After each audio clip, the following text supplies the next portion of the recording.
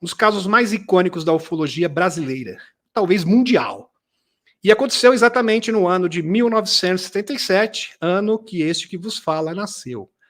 Muito já se falou sobre a Operação Prato. A Operação Prato, meus amigos, aconteceu no norte do Brasil, mais precisamente no Pará. Eu tenho várias, vou aqui dar especificações para vocês, mas foram vistos muitos OVNIs, eles estavam emanando feixes de luz,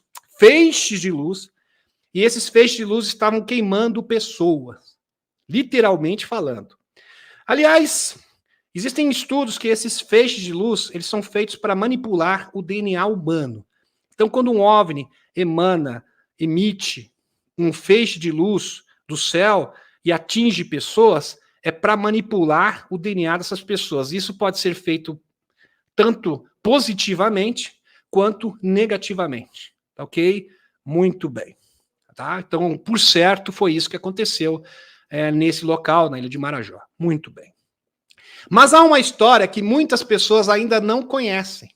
Na mesma época, uma misteriosa mulher, loura, aliás, tem um trabalho do Gary Nolan, que é um cientista renomado, que mostra que a maioria das pessoas que tiveram essa experiência com feixe de luz, com OVNIs, tiveram o seu DNA alterado. Tá, meus amigos? Então, existem estudos científicos que confirmam isso. E evidências bastante robustas, o que eu estou afirmando. Tá? Muito bem. Mas não é o caso aqui. Eu já trouxe, acho que em outras lives, esta informação para vocês. Então, mas uma história que muitas pessoas ainda não conhecem, na mesma época, uma misteriosa mulher loura, essa aqui é o retrato falado dela, tá?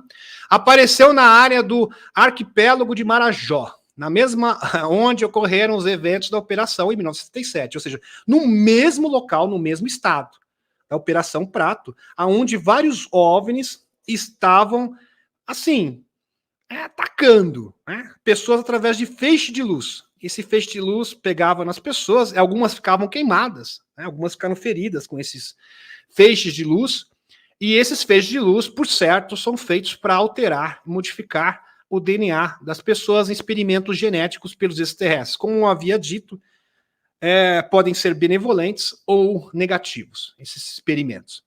Aqui, no caso, eu acredito que seja negativo, porque, queira ou não, hostilizou a população, feriu pessoas, e seres extraterrestres positivos não fazem isso. Muito bem. Vamos dar continuidade. Ela se identificou os moradores da região na mesma ocasião onde estava tendo a Operação Prato, etc., os militares todos presentes ali investigando. E apareceu uma mulher que se identificou os moradores da região como Elizabeth Kenneth Berg. Kenneth Berg. E teria chegado em Belém, do Pará, em 1976, transferindo-se de Salvador com a ajuda de um amigo que morava na capital paraense. O passaporte que trazia era em inglês. Está aqui o número para vocês. 87.2152-52-A. Esse era o número do seu passaporte. No documento constava que tinha nacionalidade suíça e nasceu em 1947, tendo se naturalizado inglesa, indo depois residir em Paris. Que interessante. Os moradores locais, ela se apresentou como estilista de moda. Não sou estilista. Estaria interessado em adquirir uma propriedade na região, na ilha de Marajó, pois havia se apaixonado pelas ilhas e natureza local. Eu faço questão de ter uma propriedade nesse local. Os que conheceram descreveram como muito branca, loura, olhos azuis amendoados, magra e baixinha, com 1,60 m.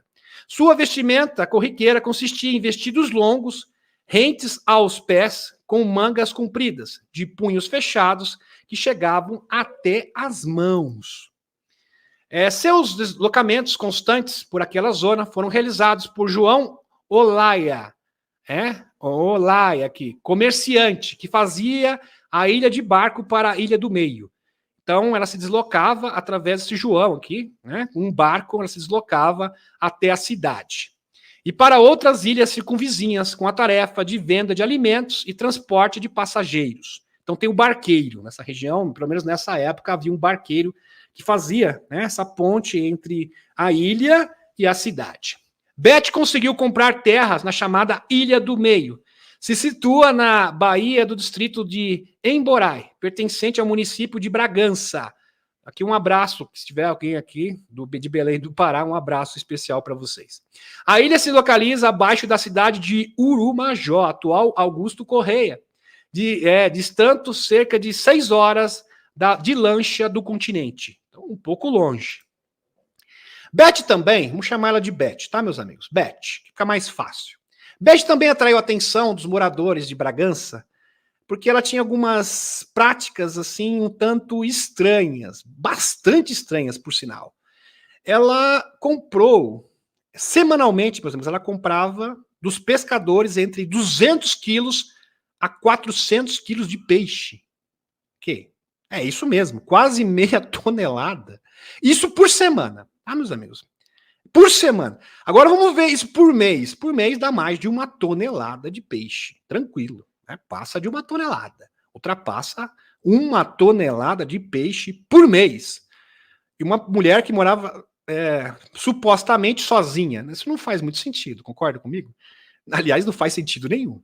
Sem que ninguém soubesse informar qual destino seria dado ao pescado. Né? Uma vez que não era posto à venda no mercado do município. Era muito peixe para uma pessoa só. E lógico, isso logo acrescentaria mais desconfiança na população local. Eu só vou trazer uma informação para vocês, não estou afirmando o que é isso. Mas em Taoxia, tá? Em Taoxia, planeta das Pleiades, tá, meus amigos? O Sol Alcione, tá? Que seria estrela. Taoxia, que é um planeta um tanto complicado, feminista, bastante complicado lá, tá? Nem vou entrar no mérito aqui. Aliás, o Akivaro pediu asilo de lá, né? Isso, foi reportado até pela Helena Danã. Muito bem. É isso aí. Eles comem peixe. Tá, meus amigos? Eu sou o único povo pleiadiano que é um tanto negativo e eles se alimentam de peixe. Interessante que eles conseguem... Geralmente os extraterrestres, eles vão para planetas para adquirir alimentos, minerais, e onde eles são replicados, porque às vezes falta uma espécie de peixe diferente, porque assim, é um sabor diferente, às vezes eles têm poucos peixes no seu local, então eles podem tentar transferir esses peixes, e depois eles podem ser replicados, é uma possibilidade, tá? Não estou afirmando que foi isso que aconteceu. Muito bem. Logo, os boatos sobre o excêntrico comportamento da loira estrangeira já saltavam as fronteiras do então município de Urumajó, e se espalhava por toda aquela região.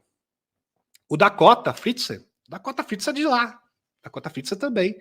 Ele foi um exilado, assim como da sua família, de Taoxia. Interessante. Bem legal. Vamos para o próximo, que foi entrevistado aqui nesse canal. A anormal quantidade de peixe adquirida por Beth logo levantou as suspeitas de que estivesse acobertando um bando de guerrilheiros na Ilha do Meio. O pessoal acha, olha, é o seguinte, e quem estava comandando a Operação Prato na ocasião era o Irangê Holanda, o militar, era ele, exatamente. Depois ele teve um fim trágico, eu nem vou entrar no mérito aqui, fez entrevistas, inclusive. Então, era o Irangê Holanda. Ele foi lá, a informação chegaram até o capitão militar, o Irangê Holanda, que naquela mesma época servia a FAB, e comandava uma investigação militar na região, a denominada Operação Prato. Ao tomar conhecimento do fato, a princípio, Holanda suspeitou que Elizabeth pudesse estar envolvida com o movimento de guerrilheiros ou contrabando de brinquedinhos, entenderam? Com apoio de voluntários locais. Muito suspeito isso, né? Mais de 1 tonelada de peixe, uma pessoa que mora sozinha, isso é bem estranho mesmo. Morando numa casinha, veja que não era uma grande casa, não tinha nem onde armazenar esse peixe. Já começa por aí, vamos por aqui. Não tinha nem aonde armazenar tanto peixe. Não tinha. Entenderam? Não tinha um balcão, não tinha frigorífico, não tinha nada. Apenas uma pequena casa. Com apoio de voluntários locais, Holanda deslocou alguns militares até a Ilha do Meio para realizar averiguações e busca e apreensão lá, e buscar mais informações sobre as reais atividades daquela mulher. O grupo conseguiu encontrar a cabana de Beth na ilha, totalmente abandonada, uma cabana. Veja que não tinha nem aonde armazenar tanto peixe. Totalmente abandonada, em estado precário e com poucos utensílios, quase sem móveis nenhum. no seu interior. Era como se nunca tivesse sido usada. Totalmente abandonada. Ou seja, a Beth não utilizava, era uma fachada, era uma casa de fachada. Ela nunca utilizou esta casa. Só havia uma mesa e uma cadeira. Imagine vocês, meus amigos, numa casa inteira, numa cabana, uma pessoa que toda hora, né, ia de barco até a cidade e voltava para a ilha, e só tinha uma mesa e uma cadeira. Só isso, mais nada. A história está cada vez mais estranha, né, meus amigos? Pois é. Segundo alguns, quando Beth se encontrava em sua casa, era comum ver estranhos, assustadores movimentos de luzes. Presta atenção nesse detalhe. Movimento de luzes sobrevoando silenciosamente a região. Naves, discos voadores, próximos à sua residência. Alguns diziam que as luzes eram como pequenas luas, que desciam sobre a ilha. Olha que interessante. Naves extraterrestres que desciam e iam embora. Eu acho que era daí que o peixe sumia, né? Muito provavelmente. Aliás, essa é a única explicação plausível. Exatamente. Ela ia lá, comprava o peixe, né? Passava de 1 tonelada por mês. Aí vinham naves, desciam essas naves ali próximos da sua residência e elas subiam novamente. Interessante, né? Que desciam sobre a ilha e quando isso acontecia, a Beth costumava sair altas horas da meia-noite, presta atenção. E quando isso acontecia, quando essas naves pousavam ali, né, provavelmente levando a mercadoria, né, os peixes no caso, no meio da noite, ao percorrer os campos, ela teria sido advertida várias vezes para evitar aquelas caminhadas. Pois ali transitavam serpentes e outros animais selvagens, mas sempre ignorava os avisos. E as pessoas falavam, Beth, você tá doida, aí tem serpente, tem animais selvagens, eu não tava nem aí. Só que o pior, meus amigos, que era fazer isso pelada. É isso mesmo. Nua! Completamente nua. E não tava nem aí. Em muitas ocasiões, Beth era vista tarde da noite. Veja só isso, meus amigos. Tarde da noite, de madrugada. Caminhava sobre as areias da praia. Totalmente pelada. Despida. Assim como veio ao mundo. Totalmente nua. Isso é surreal, tá, meus amigos? Surreal. Tudo isso, claro, chocava a população local. Imagine vocês, uma mulher que mora numa cabana que não tem só uma cadeira e mais nada. Peixes que simplesmente desaparecem, nem os militares sabem explicar. OVNIs, quase todas as noites, né? OVNIs subindo e descendo ali próximo. E ela, ainda por cima, andava pelada na praia. Aí complicou, né? E tudo isso chocava a população local que conseguia compreender o discrepante comportamento da estrangeira. Estrangeira mesmo. Com certeza não era aqui do planeta Terra. Ali. Só que tem que ficar pior. A coisa que você acha que tá estranho, vai ficar mais estranho ainda. Se você acha que essa história tá esquisita, ela vai ficar mais estranha ainda. Pescadores locais denunciaram a polícia, vejam só, ligaram para a polícia por causa da Beth, sobre as estranhas ocorrências. Uma das coisas presenciadas por moradores locais é que os aterrorizou foi que Beth algumas vezes era vista caminhando pela praia. Porém, quando chegava a água, ela caminhava sobre ela sem afundar. Caminhava sobre as águas. Vocês estão entendendo, meus amigos? Imagina, tá lá a mulher andando sobre as águas. Só que aqui eu coloquei um vestido branco, mas na real ela estava pelada. Imagine uma mulher nua, você não vê isso todos os dias, uma mulher nua andando sobre as águas.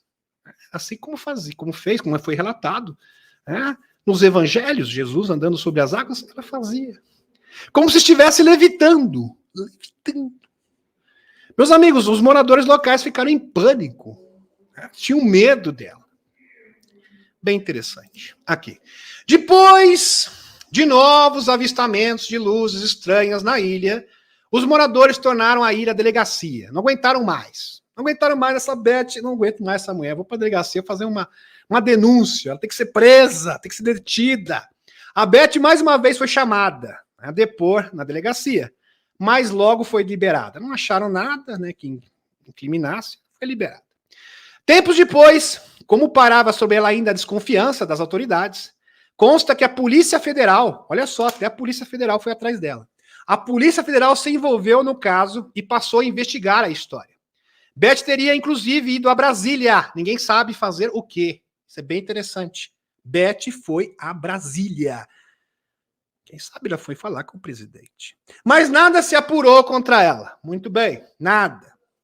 Mas a polícia não parou por aí. Em razão de novas apelações dos moradores locais, Beth foi encaminhada a Belém para depor numa delegacia próxima ao mercado do Ver o Peso. Ver o Peso, tá? O mercado Ver o Peso. Sendo escoltada por 4 policiais, meus amigos. Foi presa, dessa vez ela foi presa. 4 policiais. Já na delegacia, ela pediu para ir no banheiro. Falou, olha, tô com vontade de ir pro banheiro. Falou, tudo bem, a gente deixa.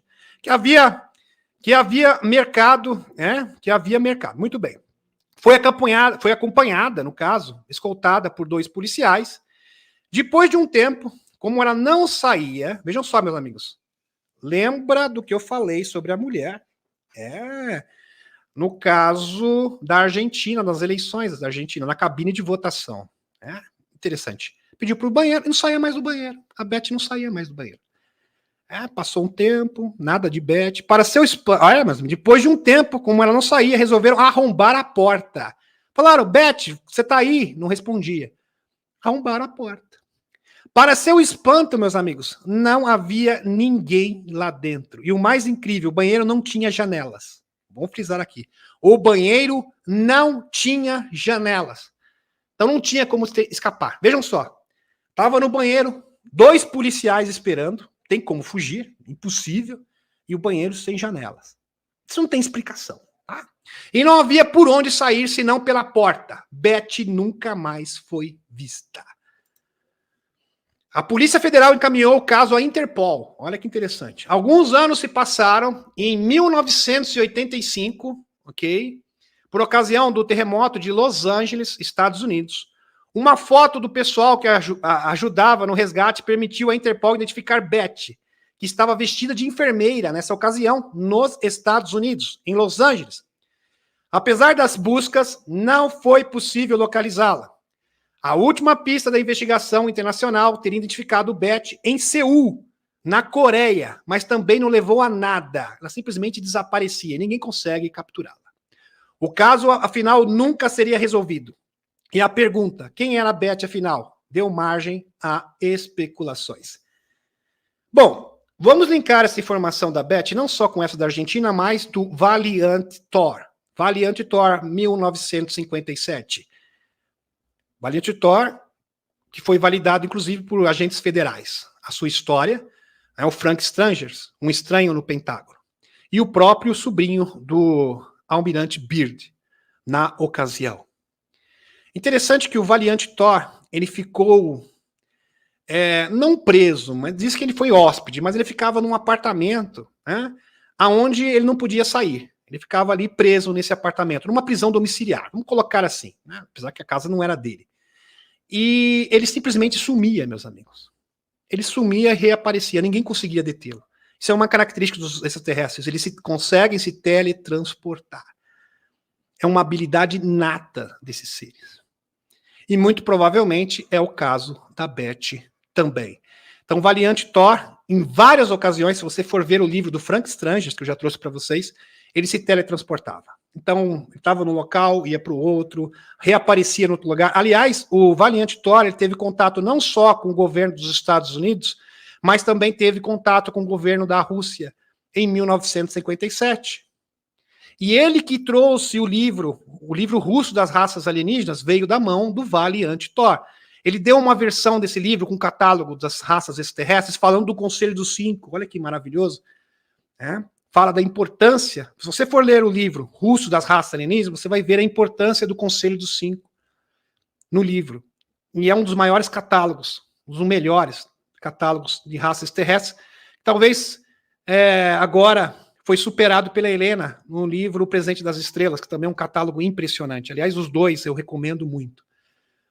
E ele deu uma cópia para o governo russo, para o governo francês e outra para o governo dos Estados Unidos. Só que apenas o governo da Rússia divulgou esse livro.